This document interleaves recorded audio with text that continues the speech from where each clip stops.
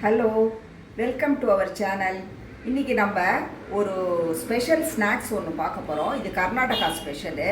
மத்தூர் வடைன்னு சொல்லுவாங்க, மத்தூர் வடைன்னு சொல்லுவாங்க. ஸோ இது கர்நாடகா சைடில் மைசூர் போகிற, பெங்களூர் டு மைசூர் போகிற வழியில் எல்லா ஷாப்லேயும் இது வச்சுட்டு வைப்பாங்க. ரொம்ப ஃபேமஸ் ஸ்நாக்ஸு. இது நமக்கு தெரிஞ்ச வரையும், நம்ம அறிஞ்ச வரையும் எப்படி செய்யலாங்கிறத பார்க்கலாம். இதுக்கு நான் 2 வெங்காயம், பெல்லாரி வெங்காயத்தை நல்ல பொடி பொடியாக நறுக்கி, அதை கருவேப்பிலை, கொத்தமல்லி என்கிட்ட இல்லை, உங்ககிட்ட கொத்தமல்லி இருந்தால் போட்டுக்கோங்க. ஆக்சுவலி கொத்தமல்லியும் போடணும். நான் கருவேப்பிலை போட்டு, உப்பு, இதுக்கு தேவையான உப்பு, பெருங்காயத்தூள் போட்டு வச்சுருக்கேன். இதுக்கு நான் இது வச்சுருக்கிற 2 வெங்காயத்துக்கு 200 கிராம் மைதா மாவு, 100 கிராம் அரிசி மாவு, ஒரு 50 கிராம் சிரோட்டி ரவை உங்ககிட்ட பாம்பே ரவை தான் இருக்குதுன்னு சொன்னீங்கன்னா நீங்கள் அதை மிக்சியில் ஒரு ஓட்டிக்கங்க. இது சிரோட்டி ரவைங்கிறது ரொம்ப நைஸாக இருக்கும். இதுதான் சிரோட்டி ரவா. இது ஒரு 50 கிராம். இதுக்கு 1 டேபிள் ஸ்பூன் எள்ளு, வெள்ளை எள்ளு, ஒரு அரை டீஸ்பூன் காரத்தூள், தொட்டுட்டு தட்டுறதுக்காக தேங்காய் எண்ணெய் எடுத்து வச்சுருக்கேன். இதுக்கு நம்ம எண்ணெயை கொஞ்சம் காய வச்சு இது பிசையும் போது விட்டு பிசையணும், பிசைஞ்சிட்டு தட்டணும். இதை நான் எப்படி செய்யலாங்கிறத நான் உங்களுக்கு காமிக்கிறேன். இப்போ நம்ம எப்படி பிசையலான்னு பார்க்கலாம். இப்போ அரிஞ்சு வச்சுருக்கிற வெங்காயத்தில் இந்த மைதா மாவை சேர்த்துடுறோம். அடுத்தது இந்த அரிசி மாவை சேர்த்துடுறோம். அடுத்தது இந்த ரவையை சேர்த்துடுறோம். வெள்ளை எள்ளு,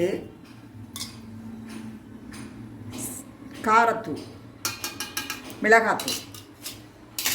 இப்போ நான் தேவையான உப்பு முன்னாடியே போட்டுட்டேன். இதில் நல்ல எண்ணெயை 1 டேபிள் ஸ்பூன் காய வச்சு அதை விடணும். இதே மாதிரி சுருன்னு வரணும்.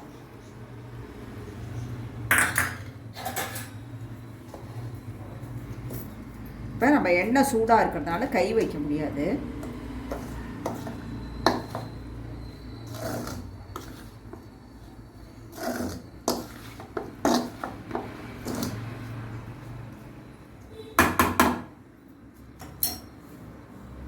இப்போ நம்ம தண்ணியை தெளித்து இதுக்கு பிசையணும்.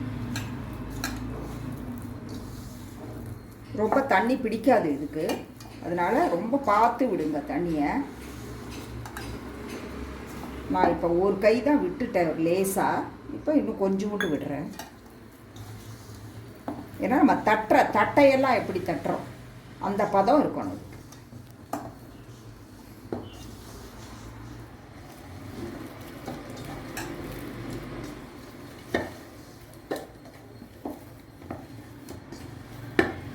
இதில் வெங்காயம் போடுறது தான் ஸ்பெஷல். வேறு இதில் நம்ம நார்மலாக தட்டையெல்லாம் தட்டுவோம், அதில் வெங்காயமெல்லாம் சேர்க்க மாட்டோம். இதில் அவங்க வெங்காயம் சேர்த்துப்பாங்க, அதுதான் இதில் ஸ்பெஷல்.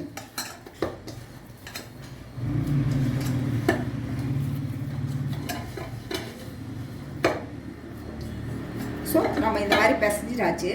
இப்போ நம்ம இதை தட்டணும். உங்ககிட்ட இலை இருந்தால் தட்டிக்கோங்க. என்கிட்ட இலை இல்லை, இப்போ அதனால் நான் பிளாஸ்டிக் ஷீட்டு தான் வச்சுருக்கேன், அதில் தான் தட்ட போகிறேன்.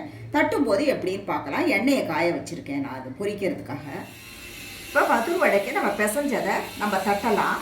அடுப்பு சிம்பிளில் தான் வச்சுருக்கேன் நான். எண்ணெய் காஞ்சிடுத்து. இப்போ நம்ம இந்த மாதிரி தட்டணும். ரொம்ப மெலிசாவும் இல்லாமல் ரொம்ப கனமாகவும் இல்லாமல் நம்ம தட்டணும். உங்கள்கிட்ட இலை இருந்தால் ரொம்ப நல்லாயிருக்கும். இல்லை பட்டர் பேப்பர் இருந்தால் கூட நீங்கள் வச்சு தட்டிக்கலாம், பட்டர் ஷீட்டு. என்கிட்ட இப்போ தற்சமயம் இல்லை.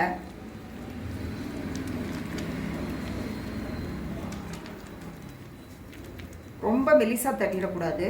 ஸோ இதை நம்ம எண்ணெய் காஞ்சிடுத்து இதில் போட்டுற வேண்டியது.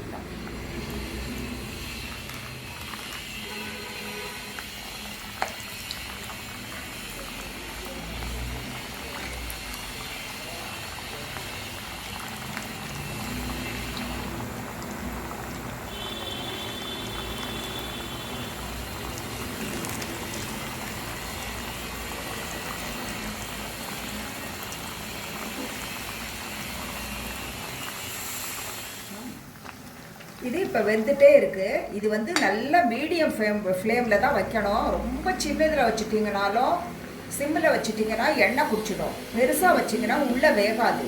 அதனால் மீடியம் தீயில தான் அதை பாருங்கள், மீடியம் தீயில தான் இருக்குது. மீடியம் தீயிலே தான் வேகணும். வேகிறதுக்கு கொஞ்சம் டைம் எடுக்கும், ஏன்னா நம்ம இதை கெட்டியாக தட்டி இருக்கிறதுனால. இது நல்லா செவந்து வரணும். செவந்து வந்தால் தான் உள்ளே வெந்து கிறிஸ்பாக இருக்கும். ஸோ கொஞ்சம் டைம் எடுக்கும் இது.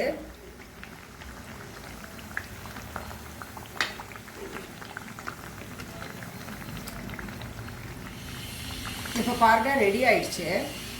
இந்த மாதிரி செவந்து இருக்கணும். செவந்து இருக்கேன்னு கவலைப்படாதீங்க, ஏன்னா ஆனியன் இருக்கிறதுனால அதுவும் பொரிஞ்சிருக்கணும். அதனால் செவந்து இருக்கும்போது நாளைக்கு சாப்பிடும்போது இன்னும் நல்லாவே ஆகிடும் அது. ஸோ நம்ம இப்படி தான் எடுக்கணும் கிறிஸ்பியாக. நம்ம அடுத்த பேட்ச் போடும்போது பார்க்கலாம். இப்போ மதுர் வடை ரெடி ஆயிடுச்சு. பாருங்கள் எவ்வளோ கிறிஸ்பியாக மதுர் வடை இருக்குன்னு. இதுக்கு நான் ஒரு 2 டிப்ஸு சொல்கிறேன், அதை நீங்கள் ஃபாலோ பண்ணுங்கள். அதாவது இதுக்கு ஆனியன் வந்து நம்ம எவ்வளோ வேணால் போட்டுக்கலாம் அப்படின்னு நினச்சிட்டு நம்ம போடக்கூடாது. ரொம்ப லிமிட்டட் ஆனியன் தான் போடணும். ஏன்னா ஆனியன் நிறைய போட்டுட்டிங்கன்னா அது வெங்காயம் பக்கோடா அந்த மாதிரி ஆகிடும். அந்த மாதிரி இல்லை, இதில் ஆனியனோட டேஸ்ட் இருக்கணும், அவ்வளோதான். அதனால ஆனியன் நீங்கள் எவ்வளோ மாவு எடுத்துக்கிறீங்களோ அதுக்கு ரொம்ப கம்மியாக போட்டுக்கோங்க. அது ஒன்று. ரெண்டாவது, இதுக்கு வந்து பட்டர் போடலாமா இல்லை நெய் போடலாமான்னு கேட்பீங்க. ஸோ பட்டரோ நெய்யோ இதுக்கு போடக்கூடாது. காயிற எண்ணெயில் நான் எப்படி ஒரு கரண்டி விட்டேன், சின்ன கரண்டியால் நான் எடுத்துருக்கிற மாவுக்கு அந்த ஒரு கரண்டி விட்டேன். நீங்கள் எவ்வளோ மாவு எடுத்துக்கிட்டோ அது தகுந்த மாதிரி எண்ணெயை காயிற எண்ணெயில் அதை நீங்கள் விட்டு பிசையணும். அது ஒரு டிப்ஸு. இதுக்கு கொஞ்சம் ரொம்ப சிம்பிள் இது செய்யறது. ஆனால் இதில் என்னென்னா கொஞ்சம் பக்கத்தில் நின்று நீங்கள் பொரிக்கும் போது கொஞ்சம் பேஷன்ஸாக நின்று பொரிக்கணும். அது மட்டும்தான். ஏன்னா நீங்கள் கொஞ்சம் முன்னாடியே வெள்ளை கலராக இருக்கணும் அப்படின்னு நீங்கள் எடுத்துட்டிங்கன்னா உள்ளே வேகவே வேகாது, சவுக்கு சவுக்குன்னு இருக்கும். ரொம்ப நீங்கள் விட்டுட்டிங்கன்னா அந்த வெங்காயமெல்லாம் ஆனியன்லாம் அப்படியே பொரிஞ்சு ஒரு மாதிரி கருகி போயிடும். அதனால் இந்த மாதிரி செவந்து தான் இது இருக்கும். அதனால் இந்த ப்ரௌன் கலரில் தான் இருக்கும். இது நீங்கள் நாளைக்கு வச்சு சாப்பிடும்போது இன்னும் நல்லா கிறிஸ்பாக ஆகிடும். இப்போவே நல்லா கிறிஸ்பாக இருக்குது. ஸோ இது மட்டும்தான் நீங்கள் ஃபாலோ பண்ணணும், இந்த டிப்ஸ் எல்லாம் மட்டும். Very tasty snacks. ஒரு தடவை ட்ரை பண்ணி பாருங்கள். இது தொட்டுக்கிறதுக்கு வச்சுக்கலாம், இல்லை ஈவினிங் டீயோடு சாப்பிட்றதுக்கு இது ஸ்நாக்ஸாக வச்சுக்கலாம். குழந்தைங்களுக்கும் ரொம்ப பிடிக்கும். பெரியவங்க குழந்தைங்க எல்லாருமே விரும்பி சாப்பிடுவாங்க. இதை செஞ்சு பாருங்கள். Have a good day. Thank you.